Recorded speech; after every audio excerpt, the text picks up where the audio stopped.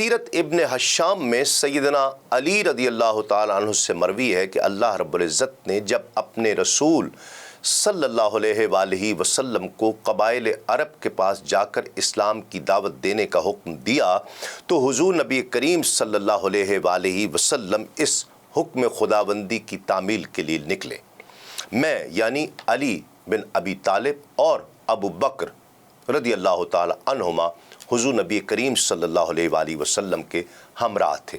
مختلف قبائل کی قیام گاہوں سے ہوتے ہوئے ہم ایک ایسی محفل میں پہنچے جس پر سکون اور وقار کے آثار نمایاں تھے، اور اس میں ایسے مشائخ بیٹھا کرتے تھے جن کے چہرے ان کی قدر و منزلت کی غمازی کیا کرتے تھے۔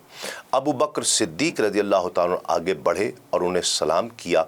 سیدنا مولا کائنات مولا علی المرتضیٰ رضی اللہ تعالیٰ فرماتے ہیں کہ اچھے کاموں میں ابو بکر ہمیشہ پیش ہوا کرتے تھے، اور حضرت ابو بکر صدیق رضی اللہ تعالیٰ عنہ نے ان سے پوچھا کہ تم کس قبیلے کے لوگ ہو؟ تو انہوں نے بتایا کہ ہم بنی شیبان قبیلے سے تعلق رکھتے ہیں۔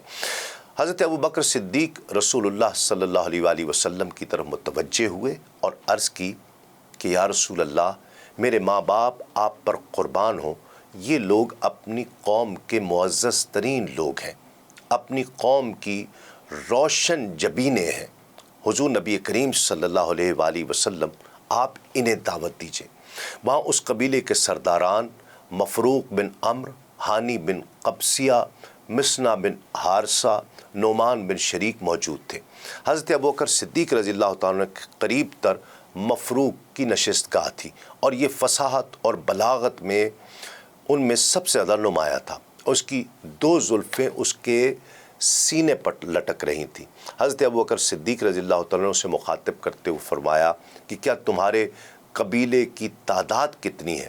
اس نے جواب دیا کہ ہماری تعداد کم و بیش 1000 سے بھی زیادہ ہے، اور 1000 کا ایک لشکر قلت تعداد کی وجہ سے شکست نہیں کھاتا۔ پھر آپ نے پوچھا کہ جس کو تم پناہ دیتے ہو اس کی کیا کیفیت ہوتی ہے؟ اس نے کہا کہ کوشش کرنا تو ہمارا فرض ہے، اس کے بعد ہر ایک کی اپنی قسمت ہوتی ہے۔ پھر حضرت صدیق اکبر نے پوچھا کہ جب تم دشمن سے جنگ کرتے ہو تو اس کا انجام کیا ہوتا ہے؟ تو مفروق بولا کہ جب ہم غضبناک ہوں اس وقت ہم دشمن کے مقابلے میں شدید قوت کا مظاہرہ کرتے ہیں، ہم اصیل گھوڑوں کو اپنی اولاد پر اور اسلحے کو دودھ دینے والی اونٹنیوں پر بھی ترجیح دیا کرتے ہیں، اور اس کے بعد فتح اللہ کے ہاتھ میں ہے۔ کبھی ہم انہیں شکست دیتے ہیں اور کبھی وہ ہمیں شکست دیتے ہیں۔ پھر حضرت صدیق اکبر رضی اللہ تعالیٰ نے کہا کہ یہ اطلاع تو تمہیں مل ہی چکی ہوگی کہ اللہ نے ایک رسول مبعوث فرمایا ہے۔ پھر حضور نبی کریم صلی اللہ علیہ وآلہ وسلم کی طرف اشارہ کر کے کہا کہ یہ وہی رسول صلی اللہ علیہ وآلہ وسلم ہے۔ مفروق نے کہا کہ ہمیں اس کی اطلاع مل چکی ہے۔ پھر وہ اللہ کے حبیب صلی اللہ علیہ وآلہ وسلم کی طرف متوجہ ہوا اور پوچھا کہ اے قریشی بھائی، تم کس چیز کی دعوت دیتے ہو؟ حضور نبی کریم صلی اللہ علیہ وآلہ وسلم اپنی نشست سے آگے تشریف لائے اور بیٹھ گئے۔ ابو بکر صدیق رضی اللہ تعالیٰ نے کھڑے ہو کر اپنی چادر سے حضور نبی کریم صلی اللہ علیہ وآلہ وسلم پر سایہ کر دیا۔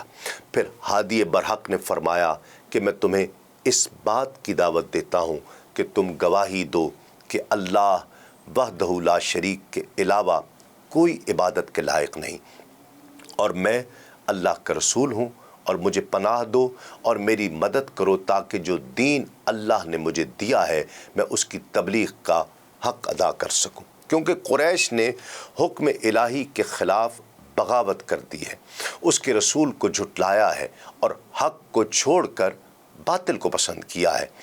اس پر مفروق نے کہا کہ اور کس چیز کی آپ دعوت دیتے ہیں؟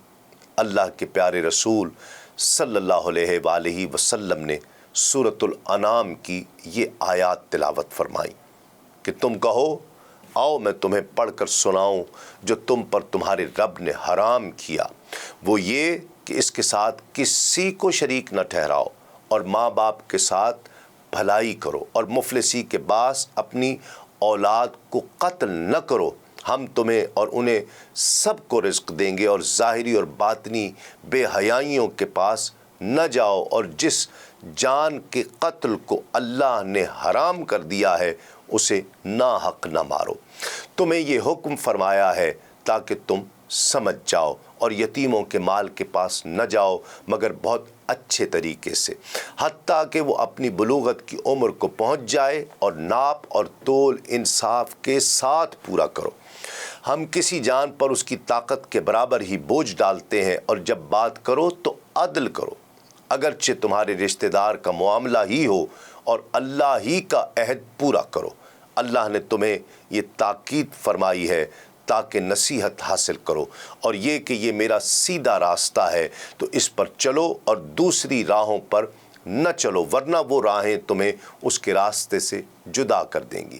تمہیں یہ حکم فرمایا ہے تاکہ تم پرہیزگار ہو جاؤ۔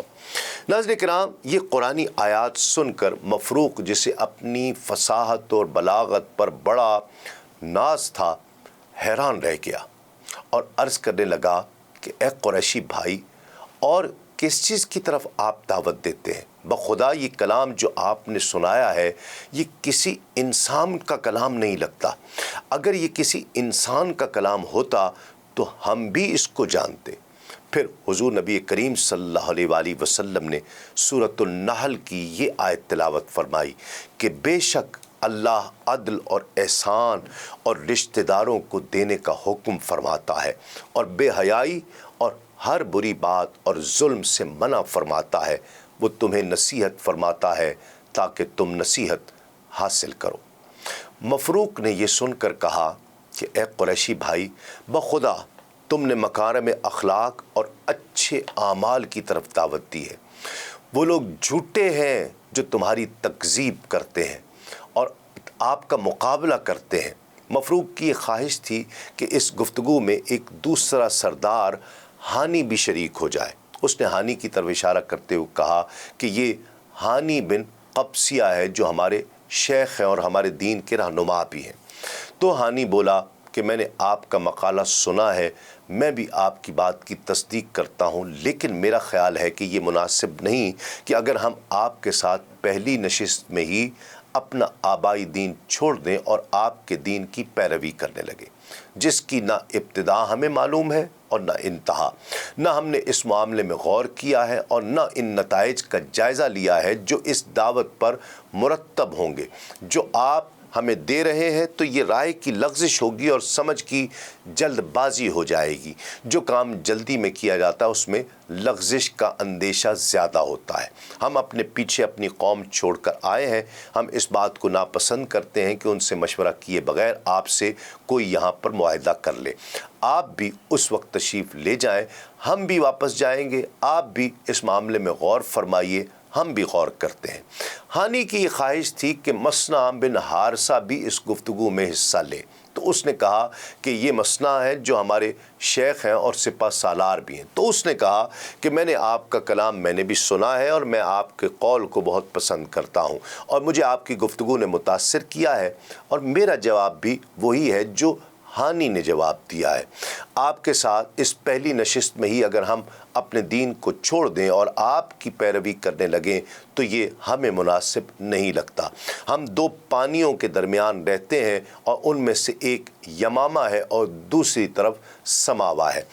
رسول اللہ صلی اللہ علیہ وآلہ وسلم نے ان کی یہ بات سن کر فرمایا کہ تم نے غلط جواب نہیں دیا، کیونکہ تم نے بھی بات ظاہر کی ہے کہ کوئی آدمی اللہ کے دین کا حق ادا نہیں کر سکتا جب تک وہ اس کے تمام پہلوؤں کا احاطہ نہ کر لے۔ رسول اللہ صلی اللہ علیہ وآلہ وسلم نے اٹھنے سے پہلے انہیں فرمایا کہ ایرانیوں کے جس غلبے سے تم ڈرتے ہو، اگر اللہ تمہیں ان کے ممالک اور ان کے اموال کا مالک بنا دے تو پھر کیا تم اللہ کی تسبیح اور تقدیس کرو گے؟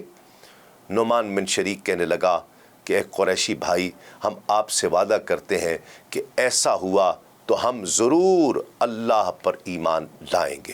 آخر میں رحمت عالم صلی اللہ علیہ وآلہ وسلم نے یہ آیت کریمہ تلاوت فرمائی۔ اعوذ باللہ من الشیطان الرجیم یا ایہا النبی انا ارسلناک شاہدا و مبشرا و نذیرا و داعیا الی اللہ باذنہ و سراجا منیرا۔ اے نبی، بے شک ہم نے تمہیں گواہ اور خوشخبری دینے والا اور ڈر سنانے والا اور اللہ کی طرف اس کے حکم سے بلانے والا اور چمکا دینے والا آفتاب بنا کر بھیجا ہے۔ پھر حضور نبی کریم صلی اللہ علیہ وآلہ وسلم حضرت ابو بکر صدیق رضی اللہ تعالیٰ عنہ کا ہاتھ پکڑتے ہوئے کھڑے ہو گئے۔ مولا کائنات فرماتے ہیں کہ رسول اللہ صلی اللہ علیہ وآلہ وسلم ہماری طرف متوجہ ہوئے اور فرمایا کہ زمانہ جاہلیت کے عربوں کے اخلاق کا کتنا اعلیٰ مظاہرہ انہوں نے کیا ہے۔ انہی اعلیٰ اخلاق کی بنیاد پر وہ دنیاوی زندگی میں اپنا دفاع کر رہے ہیں، یعنی ان کی دنیاوی عادات اتنی بری نہیں ہے۔ علامہ ابن کثیر لکھتے ہیں کہ کچھ عرصے بعد بنو شیبان کی جنگ ایرانیوں سے ہوئی اور قراقر کے مقام پر جو فرات سے قریب ہے وہاں پر معرکہ ہوا۔